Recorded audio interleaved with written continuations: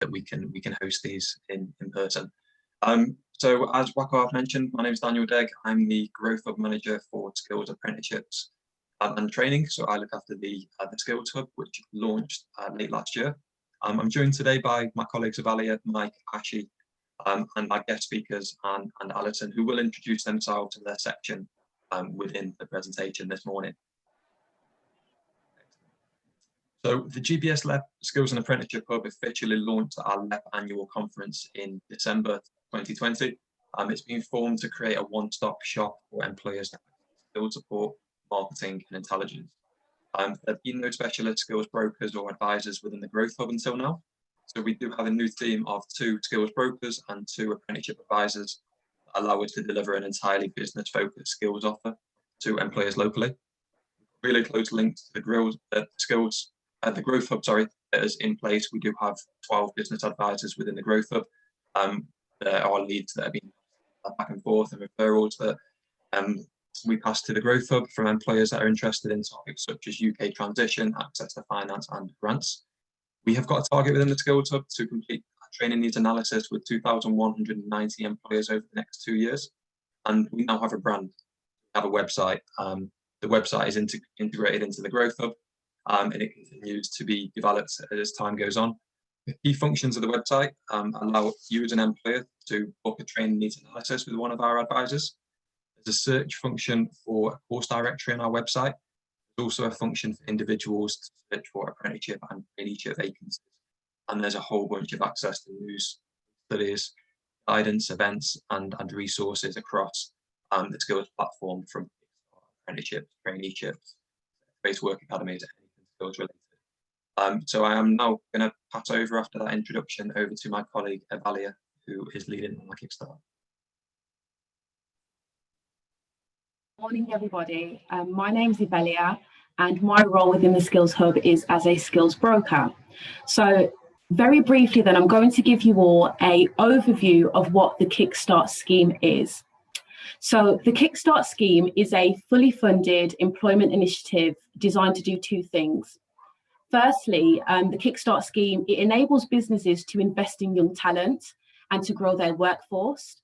But most importantly, the Kickstart Scheme creates opportunities for 16 to 24-year-olds to engage in meaningful and valuable employment and learning opportunities.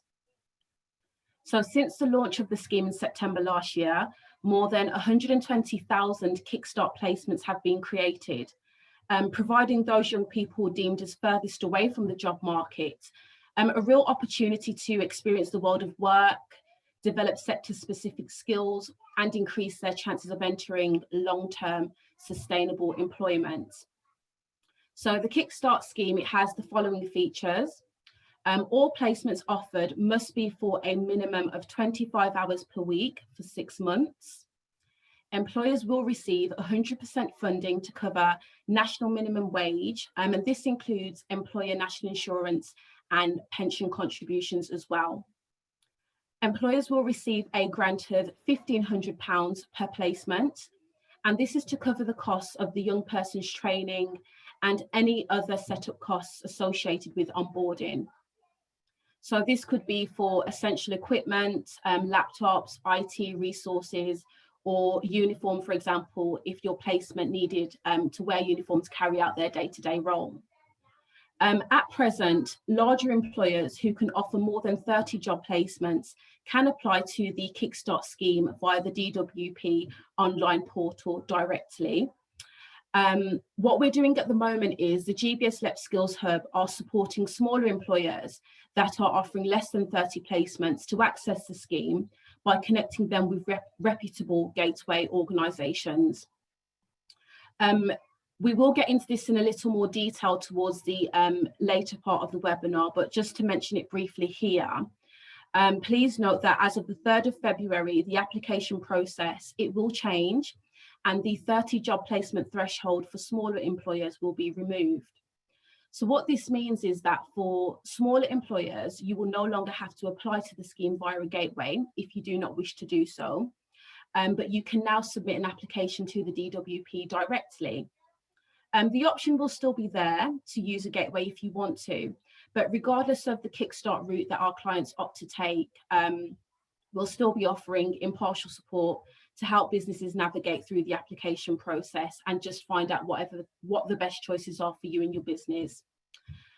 So if you are a smaller business and you do want to offer a handful of placements and you would like some impartial advice on how to use a gateway provider, or if it's the best option for you or not, then please continue to reach out to the Skills Hub and we can map out the pros and cons for you and guide you through the application route. Okay, so let's move on then to some of the different responsibilities for the main parties involved. So for the employer, the key responsibility is being able to demonstrate that the placements you are proposing under the Kickstart scheme are new and would not have existed prior to Kickstart funding. So the main way to demonstrate this is by creating a thorough and detailed job description that will outline the business's needs for this placement and the day-to-day duties involved. As an employer, the roles you are offering, generally speaking, they shouldn't require any specialist skill sets or extensive training. I mean, you know, stating a few key competencies is fine, or any desirable qualifications, but say, for example, if you're looking for an undergraduate in retail management with 5 years sales experience, that would definitely be a recruitment need and not a Kickstart opportunity that is accessible to the intended talent pool.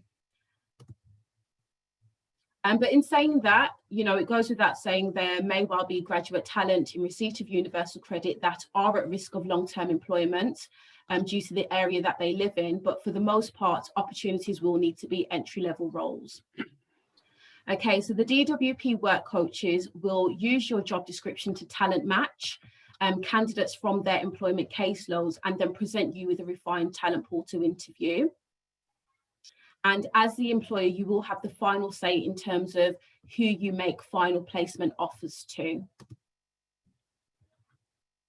So for the gateway or for the gateway provider, their responsibilities typically lie with all things administration. So it's their role to submit the Kickstart scheme application on your behalf. They will also maintain communication directly with the DWP and keep you informed of any suitable candidates that have been selected for interview. And one of their main roles as well is to ensure that all monies are transferred to you in a timely manner and to make sure that you do have the funds available to pay your placement's wages. And then ongoing, your gateway provider's role is to also share their expertise with you in regards to employability support.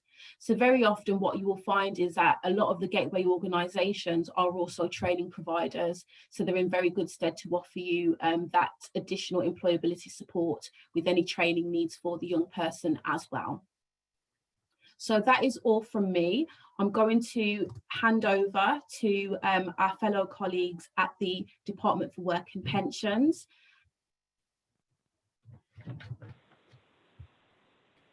Hi, Velia. Sorry, I can't see the slides because for those of you who are on the call, myself and Alison have just called in by phone. So sorry, I can't see any screen. So is the slide up now just for me to introduce myself, Velia?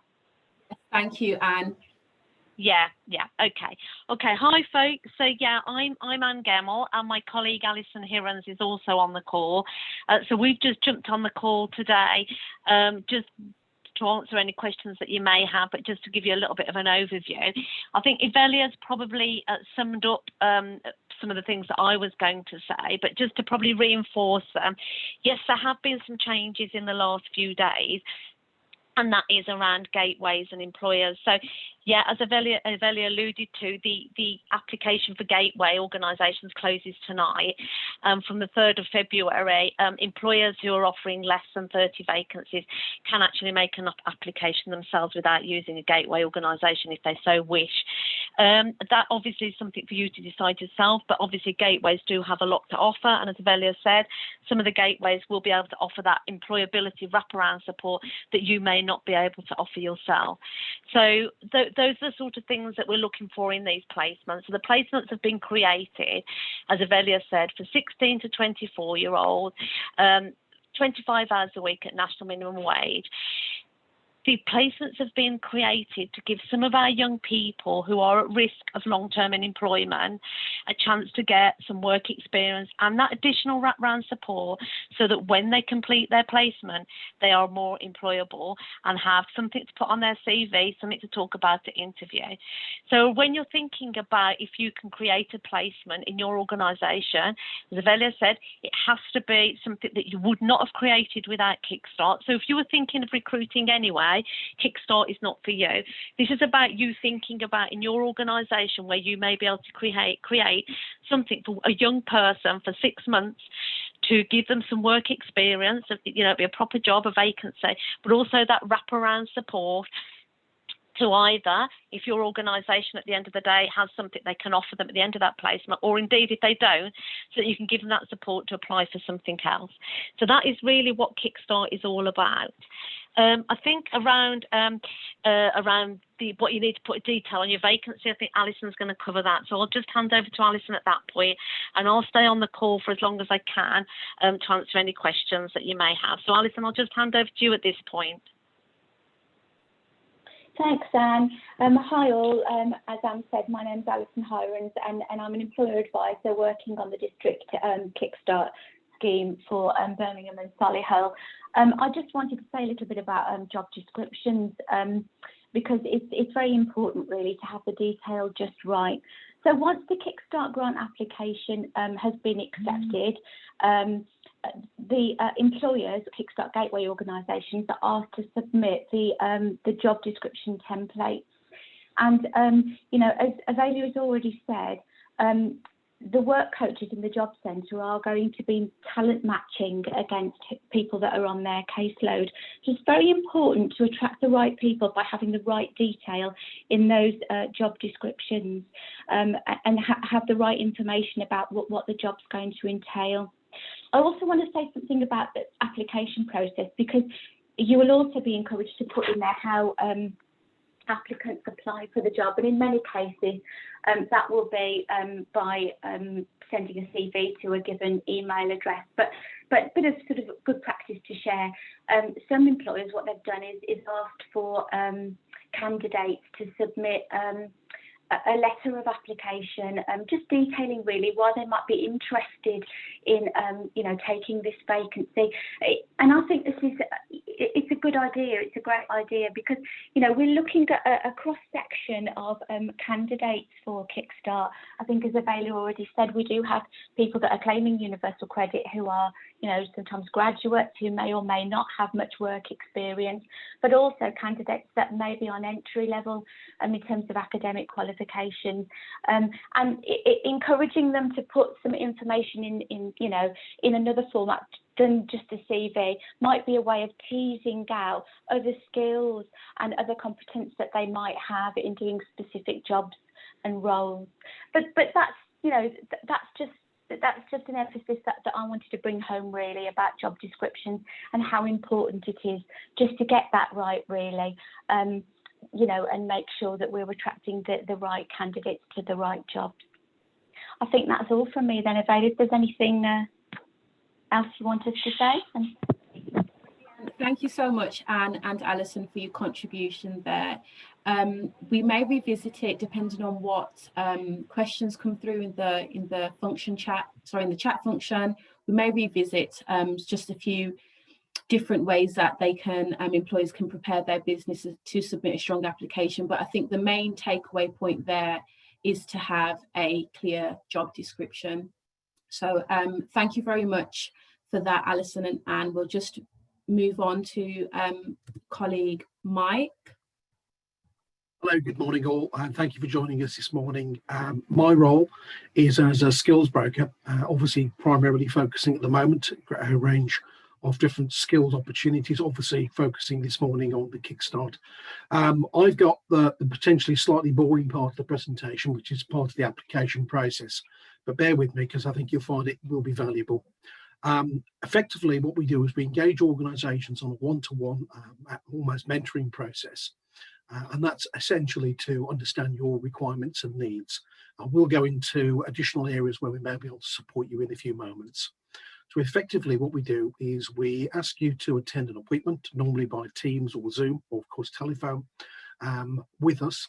We discuss your requirements and needs, and the documents going through them are, we ask you to complete an expression of interest document.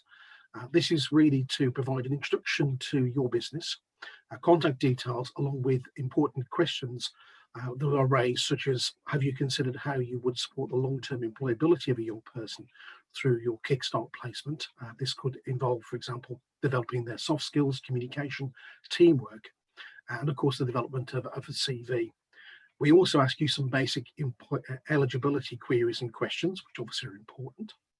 Moving down, there's a vacancy template which we use in conjunction with DWP, and this requires some additional information, but in many ways it mirrors the first document. And this is a little bit about the placement role within your organisation, details of the employability support that your organisation is able to provide, that's training opportunities, a mentor within the organisation, as well as some of the practical aspects, such as if the person's coming into an office or a factory, and what's the ease of accessing public transport, because obviously these things can impact. At the moment, of course, many placements are only available remotely. We complete a training need analysis with you. This is a tool that we use to engage directly with you, to understand your organisation in a little bit more detail. And really this is to explore and to tease out where the business is today, its goals and its barriers. So it's a form of a SWOT analysis. We then come back with a range of professional recommendations based on the knowledge and experience, and we're supported by obviously a matrix of training providers that we engage with. Again, it's trying to ensure that the process is valuable to your organisation beyond just the Kickstart. And then finally, we can give you some advice on preparing the job description. Obviously, this is extremely important. It's used potentially as a recruitment tool by our colleagues at DWP to ensure, again, that we're matching the talent to the correct job. And again, many of you will already have experience of producing a JD. And again, we need to include what is typical within the role, what is expected, what isn't expected. So hopefully that introduces the application process as it currently stands. Moving on, we get frequently asked questions, and these are typical questions that we get asked by employers. So moving through those very briefly, we are asked, can I keep my placement on for more than 6 months? The answer is yes. Obviously, we would love a progression route across to a potential apprenticeship opportunity, if that's possible, or of course onto a full-time role within the organisation. Obviously, at the end of the 6 months, the 6 months funding through Kickstart obviously comes to a close. Does the employer reserve the right to terminate a Kickstart placement offer if the young person is disengaged, displaying a lack of commitment or misconduct? Again, obviously, these would be unacceptable within any normal working context. What we would say is contact the intermediate or training provider that you're utilising, working with, because again, many of these issues can be a simple misunderstanding. So before taking any direct action, definitely worth a quick phone call. Another typical question, a young person has approached my business, there will be an ideal candidate. I have an ideal candidate in mind. Do I still need to go through the DWP? Well, as it currently stands, the answer is yes. Obviously, we've got some changes to the process, but fundamentally, the person still needs to be eligible, still needs to be on universal credit, and so ultimately, it still needs to go through DWP. But again, they're there to support and guide and advise you. And then finally, what if my business would like to offer the placement more than the national wage?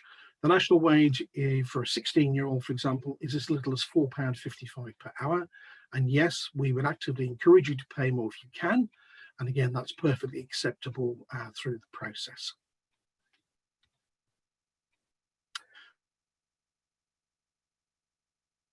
As Wakar said this morning, there is the opportunity to answer any specific questions through the chat or perhaps at the end of the presentation, because again, we'd welcome your input and obviously comments and questions.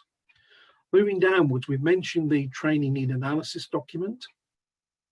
This is really where the Skills Hub, our team, could potentially be of greater value to your organisation. So there are a number of initiatives which we'd like to introduce to you. And again, I'll keep this very specific. So could your business benefit from accessing other initiative grants or funding streams? The answer is potentially yes. Going through them very quickly. There is the SSP program. I'm sorry, this sounds rather NATO, but it's the quickest way of explaining it. This is a program organised by our colleagues at Birmingham City Council. It's a match funding opportunity, in other words, 50% funding towards selected training courses up to a level 7. Again, this could be included within the training need analysis document, which we'll ask you to complete. The document itself is designed for SME organisations across the Birmingham area. The programme itself has a training grant of a minimum of £500 up to a total of £18,000. And again, it's a 50-50 match. And again, it's open to organisations based within the Birmingham and Solihull area. If your organisation is based slightly out of area, for example, it might fall under the definition of East Staffordshire, then there is a very similar programme, which again, we can introduce to you. Moving downwards, we've got the SSW and SSR programs. These are support for existing workforce people. This is really what might be described as bite-sized courses, normally level 1 or level 2, very popular with employers because it helps boost and support existing members of staff. So, for example, customer service, some aspects of IT, introduction to the principles of team leadership are all very popular. And again, if you fall within the LEP region, there is 100% funding, again, depending on the standard T's and C's, which again, we can explore later. The SSR is open to members of your team who are potentially under the threat of redundancy. Very similar program. And again, if unfortunately you've had to make someone redundant within the recent 3 months, then again, they may still be able to qualify for SSR because again, this is helping support those individuals perhaps back into their next employment. Again, we're very happy to explore all of these in greater detail, matching your requirements to the potential support. And that, I'd like to move on to apprentices and introduce my good colleague, Ashley, who's one of our apprenticeship advisors. Good morning, everybody. My name's Ashley. I am one of the apprenticeship advisors, along with a colleague of mine, Helen, who I think is on the call this morning. I joined the Skills Hub back in September 2020, and my background is from around learning and development. So today I'm just going to quickly touch on the other skills solutions after you've had a Kickstart candidate. So Kickstart's an exciting starting point to build a foundation for learning and progression. It's a natural progression from Kickstart would actually be probably an apprenticeship programme, which provides the individual with the opportunity to build on their learning gained from the Kickstart initiative. So I'm going to leave the apprenticeship part until a little bit later in the call, but I'd like to move through some of the other options. And the first one is the industry placements. Now, this gives the students an opportunity to develop their practical and technical skills in a role directly relevant to their vocational course. They also give employers the chance to ensure that the young people are developing the skills and experience that the industry needs. Industry placements will form part of the T-level courses, which if you would like any further information, we can provide that at the end of the call, or you can visit our website at the Skills Hub. Now, the T-levels will give young people a technical alternative to A-levels. The first three T-levels have already now been launched and are being run through selected colleges and schools across England. The other option is a traineeship. Now, traineeships were introduced in 2013. They are an education and training programme with work experience for young people whose preference is to build a job or an apprenticeship, but who lack the skills and experience and behaviours sought by employers. So unlike an apprenticeship, a traineeship is a programme of learning and skills development. It's not a job. Traineeships are a focused, flexible offer with a direct line of sight into employment. They allow young people to continue in learning with a work-based programme of training designed to help them to develop the skills and experience needed to secure an apprenticeship and other sustainable employment. In doing so, traineeships aim to reduce the proportion of young people not in employment, education and training, and raise the participation of 16 to 18-year-olds in education and training. The learner progresses to one of the defined outcomes. Since 2013, traineeships have had a positive impact. So just to look at some of the figures, in 2016-2017, 62% of trainees progressed into an apprenticeship, employment or further education. So the part that I'd like to focus on today is the apprenticeship training. So apprenticeships provide individuals with a hands-on experience. Sorry guys, I've just kind of lost my slide. Okay, so benefits of an apprenticeship. So there are hundreds of apprenticeships to choose from. They're flexible but structured training that meets the needs of employers and learners. It's not just traditional industries or large organisations that are choosing the apprenticeship route nowadays. Small businesses also find it's a useful way to recruit and train staff. Apprenticeships now cover more than 170 industries and over 15,000 job roles from entry to degree level. So if you've been toying with the idea of taking an apprentice, there's a rundown of the business benefits for companies just like yours. So the benefits to you as an employer, firstly, would be it's a breath of fresh air. It's injecting some youthful talent, which can add a whole new dimension to your workplace. It will bring with it fresh perspective and new ideas.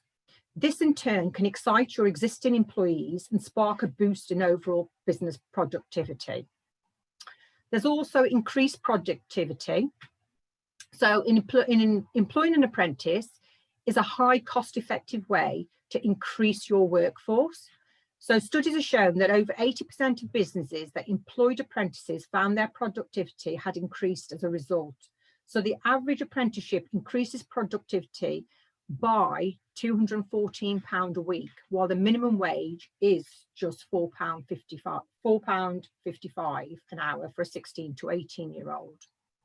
So what is the positive long-term development? So taking an apprentice can help you improve the range of skills that you have within your organisation. It also encourages you to look at the way you do things because you're passing on your knowledge and expertise to people keen to learn the trade or business. It also enhances your own skill development by simply taking a closer look at what you do and what you can lead to you making improvements and becoming more efficient within the workplace. It also aids staff retention. So how do we do that? Well, as well as helping you to gain the right kind of skills you need for your business, employing an apprentice can also aid staff retention, providing you with a skilled staff for the future. In a recent survey, 74% of companies surveyed said that the apprentices tended to be more loyal than their non-apprentices. So no added cost to yourself. So in moving forward, all age apprenticeship programs, as of 1st of August 2016, levels 4 and 5 and higher apprenticeships are now fully funded, alongside level 2 and 3 apprenticeship programs, which are also fully funded. So you can claim up to £3,000 per apprentice, but again, there is an eligibility criteria which will apply. You also have the benefits of minimal downtime because an apprenticeships are work-based training programs. So the training is all on the job, and as the employer is all at the employer's premises, this is arranged at times to suit the employer and the apprentice and is geared that way in order to minimise disruption and maximise business impact. The apprenticeships are also tailored to your business. So apprenticeships can be tailored to specific job roles. They are very flexible and meet the needs of your business. The added advantage is that you will effectively train a new employee to think and act in the interest of your business from day one. So it's all about nurturing young people and bringing in new skills into your business. And it will also help you to pick up and tackle any bad practice. The other thing that an apprenticeship can do is it can tackle a skill shortage. So apprenticeship schemes help employers to ensure that they get exactly the knowledge, skills and behaviours they need while growing a talented and engaged workforce. Employers running apprenticeship schemes value their apprentices because they help them to fill in the skills gaps. There's no NI to pay. So from 2016, if you employ an apprentice below the age of 25, you no longer are required to pay the employee national insurance contributions for them. It also allows you to future-proof your business. Keeping with technological advances can be tough for any organisation or business. Apprenticeships provide you with the skilled workers you need for the future. So whatever sector you are in, there are so many benefits that employing an apprentice can bring to your business. This includes a competent employee. Now, we've talked about some of the routes, and one of the ones that we've looked at earlier was the Kickstart. So a Kickstart could potentially move into any of the other areas. So you could have a Kickstart that goes into an apprenticeship program, which is a natural progression route. But you could have somebody that would be doing a traineeship and wants to go into an apprenticeship or is on an industry placement. So there are lots of options for you as a business to look at.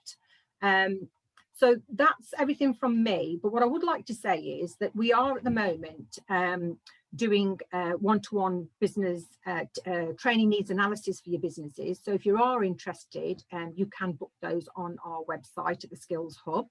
We are only touching on apprenticeships today due to the fact that this is very much a Kickstart webinar. But we would like you to join us at the event that we will be doing, which is the National Apprenticeship Week from the 8th of February. So if you would like to find out some more about apprenticeships and how they can help and support you and grow your businesses, then please do join us on that. And thank you very much. Over to you, Evalia.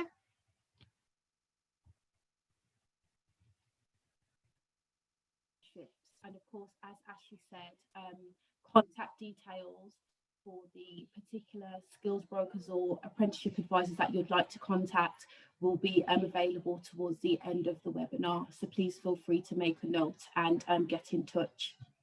So what would be your next steps then? So if you're happy with what you've heard today and you feel as though the Kickstart scheme is exactly what your business needs, please do get in contact with us and book yourself a one-to-one digital appointment, and that will enable us to complete some of your essential paperwork for the Kickstart scheme. So there are two ways that you can book your digital appointment.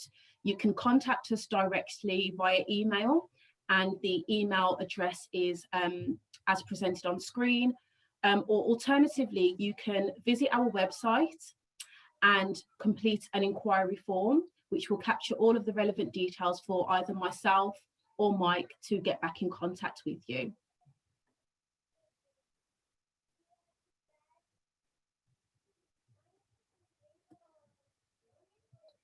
Okay, and that concludes our webinar for today.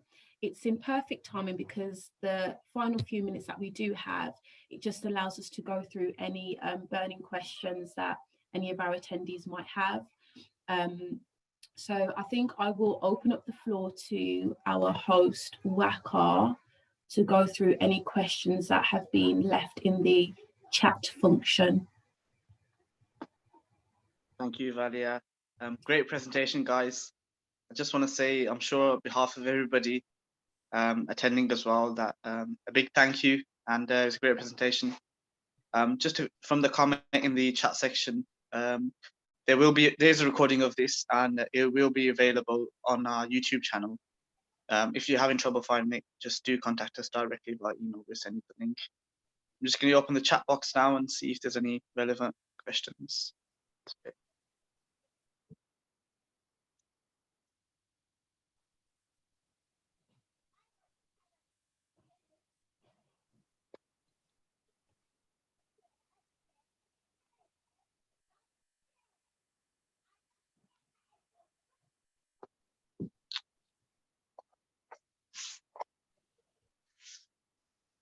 I don't know if it's my device that's playing up, but I can't see anything in the chat box, but I know there were some messages. Let me just try it.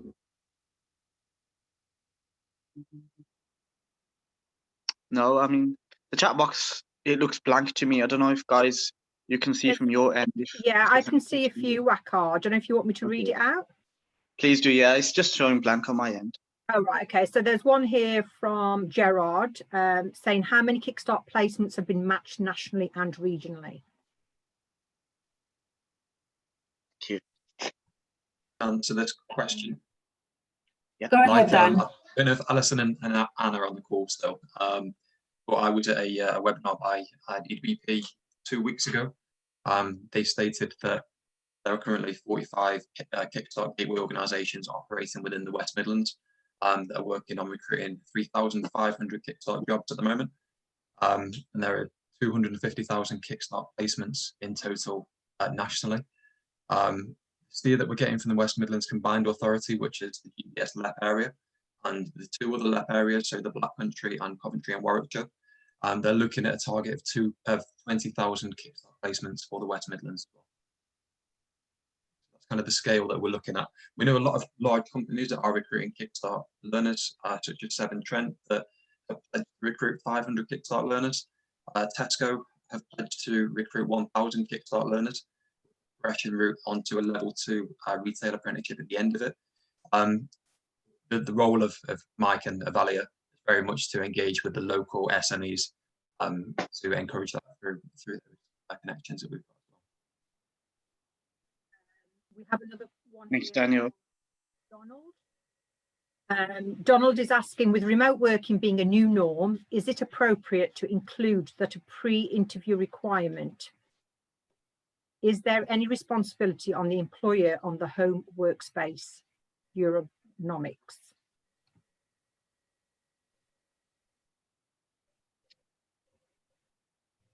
Again, I don't know if Anne or Alison would like to add from a DWP perspective. But, Kickstart placement is clearly defined by the government as a job. Essentially, the employer would treat this young person as they would with any other new starter within their organisation. So it depends on your processes within your workplace. I don't know if Anne and Alison can add any further to that. They're not on the call. Dan, it looks like they've dropped off. I think the emphasis is very much on you as an employer and what your best practice is in regards to induction. I think that's all the questions that are on there on the webinar chat. Excellent. Thank you, Ashi. I've, just in case anybody wants to ask a question directly, I've unmuted your mics. So feel free to pass any comments to the Skills Hub team or any questions you want to ask directly. Or alternatively, if it's a personal question or you want to do it in private, I'm sure Daniel and his team will put in their contact details. If not already done so, in the chat box, and you guys can have a call or chat. I'll just wait about 30 seconds and see if anybody's got anything to ask directly, and then we'll close it.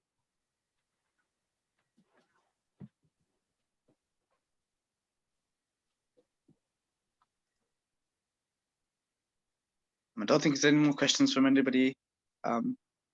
Thank you for attending today. We appreciate you coming and taking your time out. Hopefully it's been a great benefit to you. Thank you to Daniel, Ivalia, Michael and Ashi and Alison and also for joining us. Yeah, just behalf of everybody attended, thank you to the team that presented.